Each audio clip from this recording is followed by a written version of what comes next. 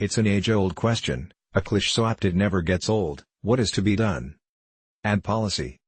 After nearly 4 decades of lax antitrust policy, during which a handful of corporations have been allowed to gobble up market share like a horde of deranged amoebas, the consequences of unfettered monopoly have become painfully apparent. Competition has fizzled, replaced by pockets of extreme concentration. The number of new businesses has plunged. Wages have stagnated. Inequality has spiked. And extreme wealth alongside its evil twin, extreme power has pooled in fewer and fewer hands. Mercifully, smart minds have been busy mulling smart solutions, brainstorming ways to begin reining in today's mega monopolies. Here are 6 suggestions. The Nation. 1. Hold field hearings on the impact of concentrated economic power. Many Americans feel the consequences of monopoly in their daily lives. Nurses in Michigan saw their income depressed by an estimated 20% as a result of alleged collusion among dominant hospitals seeking to keep labor costs low. Dairy farmers in the Southeast contend they have been denied a fair price for their milk by 2 dominant firms that control the processing and distribution of milk. Independent pharmacists say that CVS Health, which manages prescription benefits on behalf of many insurers, has been abusing that power to reduce reimbursement rates for local pharmacists, with an eye to putting them out of business. Air travelers in the United States continue to pay inflated ticket prices, even as the cost of jet fuel, a major expense for the airlines, has fallen by more than half since 2014. It's no wonder that about 2/3 of Americans believe the economic system unfairly favors powerful interests. 2.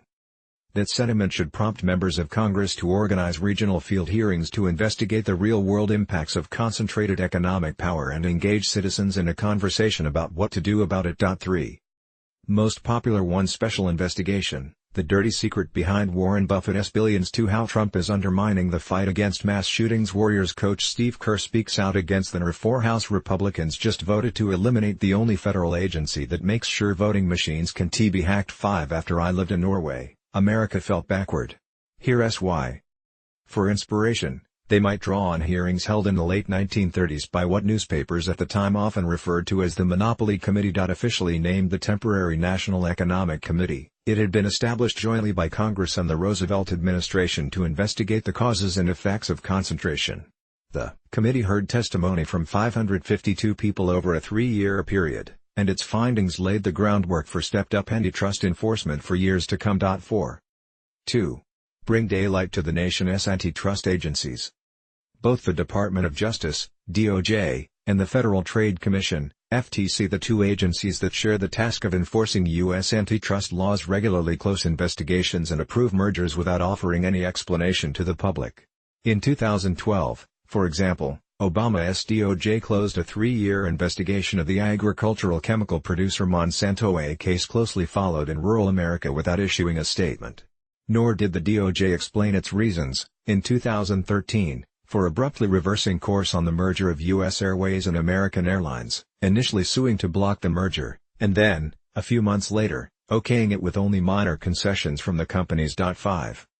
Moreover, it's only because of an inadvertent disclosure of documents to the Wall Street Journal a few years ago that we know that officials at the FTC concluded in 2012 that Google was abusing its monopoly power in ways that had resulted in real harm to consumers and to innovation in the online search and advertising markets. Staff from the agency's competition division had recommended that the FTC file suit against the company, but the agency's commissioners voted against that recommendation and kept the public in the dark about the fact that it had been made. 6. Antitrust policy has been allowed to slip into the bureaucratic shadows, becoming the domain of a small cadre of people. It now suffers from the scholars Harry First and Spencer Weber Waller have described as a debilitating democracy deficit. 7. It wasn't always this way. When Franklin Roosevelt decided, in his second term, that restoring prosperity would require breaking the grip of dominant corporations, he hired a spirited lawyer from Wyoming named Thurman Arnold to run the DOJ's antitrust division. Arnold believed that, to take on titans like DuPont and Alcoa, he would need to build broad support for the agency's mission. Soon after taking the job, he made the case for stepped-up action against monopolies in an essay penned for his fellow citizens and published in the New York Times Magazine. Under his direction, the division opened regional offices across the country to uncover antitrust violations, and it began issuing detailed public statements with every case it prosecuted. Within 2 years, the division's caseload had grown eightfold and its activities were regularly covered by the news media. 8. It's time to bring this spirit of transparency and public oversight back to the DOJ and the FTC. 9. 3. Set a higher bar for approving mergers. About 3/4 of industries are more concentrated than they were 20 years ago, and much of this increase has been fueled by mergers. The tipping point came in 1982, when Ronald Reagan's DOJ adopted new guidelines for reviewing mergers. Prior to this, the DOJ's merger guidelines had focused on market structure, and embodied the idea that having many competitors in an industry generally produced the best outcomes. The guidelines even stipulated specific market share thresholds that would generally cause a merger to be opposed by the government. 10. The 1982 guidelines represented a radical change in thinking. They were the culmination of an ideological movement led by Robert Bork, a prominent legal scholar and Nixon's Solicitor General. Bork believed that the only aim of antitrust policy should be maximizing efficiency, which would lead to lower prices. His consumer welfare standard has been the centerpiece of merger policy ever since, embraced by both Democratic and Republican administrations. 11. As a consequence, merger reviews have become highly technical affairs, hinging on complex economic analyses. If the corporations involved can show that the merger will produce efficiencies that open the way for lower prices, then their marriage plans generally win the DOJ's blessing. 12. As it turns out, however, these economic models are not very good at predicting future prices. John Kwoka, an economics professor at Northeastern University, recently studied the outcomes of dozens of major mergers. In 75 to 80% of the cases, he found, they had led to sizable price increases. Meanwhile, new scholarship has concluded that rising concentration is pushing down wages and causing other problems, like widening geographic disparities, that current merger review policy sidelines as irrelevant considerations. 13. It's time to dump Bork's consumer welfare standard and bring back an approach to reviewing mergers that recognizes that promoting competition, not efficiency, best serves the public interest. Altering the merger guidelines is something a future administration could do, as could the current one, at least in theory, and the idea is beginning to find some traction. Last year, the Democratic Party released a platform of proposals that included creating new standards for reviewing mergers. And in December, the Senate's bipartisan antitrust subcommittee held a hearing on whether the consumer welfare standard is outdated. Although 4 of the 5 invited witnesses, including 2 conservatives and 2 liberals, argued for keeping it, though they differed on whether to enforce it with more vigor, that the discussion took place at all was nevertheless a breakthrough. 14. 4. Break up big tech. Google, Facebook, and Amazon pose such a fundamental threat to American democracy that the only rational solution is to break them up. 15. These companies command markets to a degree that makes agribusiness and airline giants seem meek by comparison. Google controls 92% of Internet searches. Last year, Google and Facebook attracted an estimated 84% of global spending on digital advertising, excluding China. Amazon owns over 70% of the market for ebooks and, through the spread of Alexa, 71% of the in-home voice market. 16. One reason these pervasive digital platforms constitute an existential danger is that they control the fates of so many other businesses. Retailers and manufacturers at once compete with Amazon and depend on it to reach the market. Media companies are beholden to the algorithms of Facebook and Google.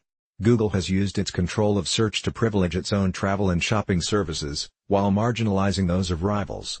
In 2013, Facebook bought a tiny startup, Onevo, and used its technology to spy on smartphone users as a way to detect popular new apps early and then either buy them or copy their functionality. 17. A second reason these firms have become dangerous is that they control the flow of ideas and information, an arrangement no democracy can tolerate. They mediate our interactions, and they decide which sites show up when we search, which news stories, real and fake, we encounter in our feeds, and which books we run across. Surveillance is a central strategy of all 3 of these tech monopolies. And they all use the extensive data they've gathered about us to hinder upstart competitors, keep us tuned into their services, and otherwise sustain their dominant positions. 18. What would breaking up these companies look like? It would essentially mean removing the conflicts of interest at the heart of these digital giants by compelling them to spin off their platforms, which provide market access for other firms, from the other parts of their business that compete with those same firms. 19.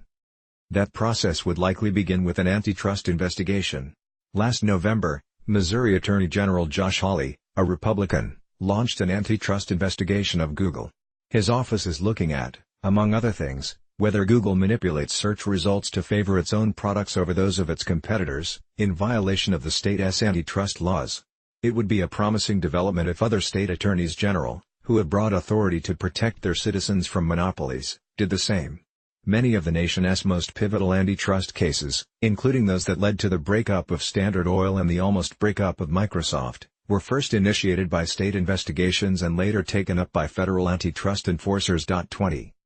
5. Block big corporations from using their financial might to crush smaller competitors.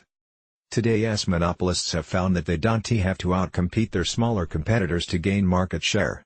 Instead, they can use their size and financial resources to muscle them aside. 21. Walmart, for instance, demands that, for 80% of the groceries it buys, suppliers offer at prices that are 15% lower than those they give to its competitors. And Walmart has such a commanding share of the nation's grocery market that many suppliers feel they must comply. As a result, independent grocers and competing chains, even those buying at high volumes, pay more. Over time, they've lost ground to Walmart, which, in 2015, captured half of grocery sales in more than 40 metro areas. 22. Amazon, meanwhile, has routinely flexed another monopoly muscle available to deep-pocketed companies, selling goods below cost. When the online shoe retailer Zappos soared in popularity in the mid-2000s, Amazon began selling shoes at loss, eventually losing an estimated $150 million. The strategy worked. Unable to sustain similar money-losing prices, Zappos agreed to a merger. Today, Zappos is Amazon. 23. Amazon's investors, content to forego present returns for future market dominance, have happily supported this strategy, and the company has used it repeatedly. It bled money on diapers to capsize and eventually buy Quidsy, the firm behind Diapers.com, and for years, sold books at a loss to squeeze out competing booksellers. 24. U.S. antitrust law technically bans this kind of behavior. Predatory pricing, or selling goods below cost with the intent of harming competition, is illegal under the Sherman Act, while price discrimination, achieved by demanding special discounts from suppliers, is prohibited by the Robinson-Patman Act. Congress passed the latter in 1936 in response to the growing power of the A&P grocery chain. The idea behind these laws was that companies should win by competing, not by using their financial resources to warp markets in their favor. And for a long time they worked. A&P grew to be a national grocer, but it never overwhelmed the food industry to the degree Walmart has. 25. Monopolies' new rules. Amazon doesn't just want to dominate the market, it wants to become the market. Stacy Mitchell. Does monopoly power explain workers' stagnant wages? Bryce Covert. Elizabeth Warren's big fight against monopolies. George Zornick. What changed is that, in the 1980s, as the consumer welfare framework took hold, the U.S. Supreme Court began to shift how it viewed predatory pricing and price discrimination cases. Consumers, the court reasoned, were benefiting from lower prices. It therefore set an almost impossibly high bar for ruling against such behavior, even if it harmed competition. While predatory pricing technically remains illegal, it is extremely difficult to win predatory pricing claims, notes Lena Khan, a legal scholar with the Open Markets Institute. 26. Khan argues that the doctrine the Supreme Court adopted in the 1980s to analyze predatory pricing cases urgently needs to be revisited. This is especially true in light of the economics of platform markets, where firms can sink money for years given unlimited investor backing. That kind of shift in jurisprudence will take patient work by legal scholars, attorneys, and judges. But the good news is that that work has already begun, led by Khan and others. 27. 6. Pass anti-monopoly policies at the local level. Antitrust policy is critically important, but it is not the only way that public policy shapes the economy and structures markets. Nor is this policy-making capacity confined to the federal level. Cities and states can take significant steps to protect their citizens from monopolies, while dispersing opportunity and promoting competition. My organization, the Institute for Local Self-Reliance, focuses on providing policy ideas to help them do so. 28. A growing number of places are taking up the cause. In a statewide referendum in 2016, Oklahoma voters strongly favored a policy to check the power of large agribusiness. A few years ago, Jersey City capped how much space chain retailers may occupy in its downtown, as part of a broader effort that has led to the opening of hundreds of new local businesses. In 2014, the citizens of North Dakota voted overwhelmingly to keep their state's pharmacy ownership law, which mandates that pharmacies be independently owned and has largely spared North Dakotans from the higher prices and other harms that the rest of the country is seeing as a result of concentration in the prescription benefits industry. 29. Cities are also sidestepping monopolies by creating their own public options. Half of U.S. households have, at most, only one provider to choose from for high-speed internet access. While the federal government has been content to let these monopolies maintain their chokehold, many municipalities have not been. Dozens have built their own publicly owned high-speed fiber networks. As a result, some of the country's best internet service is now found in out-of-the-way places, like Hammond, Idaho, and Wilson, North Carolina. And, unlike the private monopolies they compete with, these public options have no intention of abandoning net neutrality. 30. Scanning the country with this lens, it is possible to trace the broad outlines of an anti-monopoly movement, one whose geography, it is worth noting, suggests a latent potential to rearrange America's divided electoral map. Right now, though, these scattered uprisings are not linked as part of a common cause. 31. Something similar was happening in 1920s and 1930s, another period of high levels,